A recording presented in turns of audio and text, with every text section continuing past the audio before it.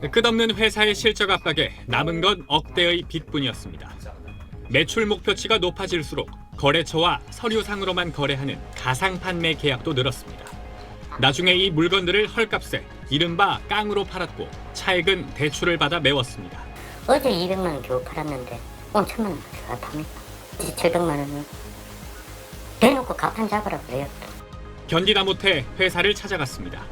가상 판매로 생긴 빚을 해결해주지 않으면 무자료 거래로 탈세하는 사실을 제보하겠다고 했더니 회사는 미수금 면제와 위로금 지급, 일자리 마련을 조건으로 제시했습니다.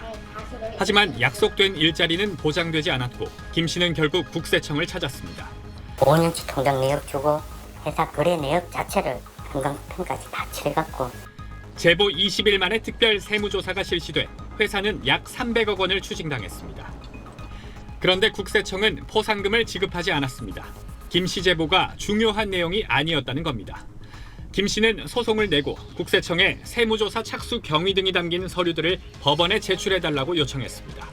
정기 세무조사는 면제되어 있는 그 해에 왜 특별세무조사가 시작됐는지, 실제 부과했을 때 어떤 걸 근거로 해서 부과됐는지를 확인해야. 하지만 납득하기 어려운 답변이 돌아왔습니다. 국세청은 롯데칠성의 영업 비밀이 있어서 다른 목적으로 이용되면 기업 이미지에 손해가 생길 수 있다고 했습니다. 이런 내용들을 저희가 공개를 해서 뭐 하겠어요. 제보를 해달라고 해야 될 국세청이 오히려 또 다른 탈세 제보의 대상이 될 거라고 해서 지금 기업을 걱정해주고 있는 거잖아요. 재판부는 김 씨가 요청한 자료들을 제한적 범위 안에서 이번 주 초까지 제출하라고 명령했지만 국세청이 받아들일지는 미지수입니다. SBS 김상민입니다. 유명 외국 상표 신발을 위탁 생산하는 한 업체입니다. 이 업체 회장은 1987년부터 10여 년간 임원 A씨한테 회사 주식 3만 2천 주를 차명으로 맡겼다가 2013년 아들이 대주주로 있는 관계사에 싸게 팔도록 했습니다.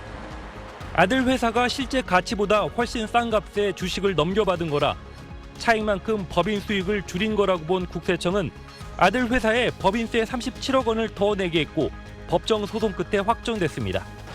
이런 탈세 의혹은 2013년 한 제보자가 부산국세청에 신고하면서 조사가 이루어졌습니다. 하지만 제보자가 사주의 명의 신탁과 헐값 매도를 입증하는 각종 서류와 구체적 정황을 넘겼는데도 부산국세청은 제대로 조사하지 않은 채 석 달 만에 무혐의 처분했습니다. 묻힐 뻔한 탈세 의혹은 3년 뒤 서울국세청의 재조사에서 진상이 드러나 추징으로 이어졌습니다. 자신의 제보로 세금을 추징한 사실을 확인한 제보자는 서울국세청에 포상금 지급을 신청했지만 국세청은 제보 내용이 중요한 자료가 아니고 조사관들의 끈질긴 문답과 치밀한 조사로 밝혀낸 것이라며 포상금 지급을 거절했습니다.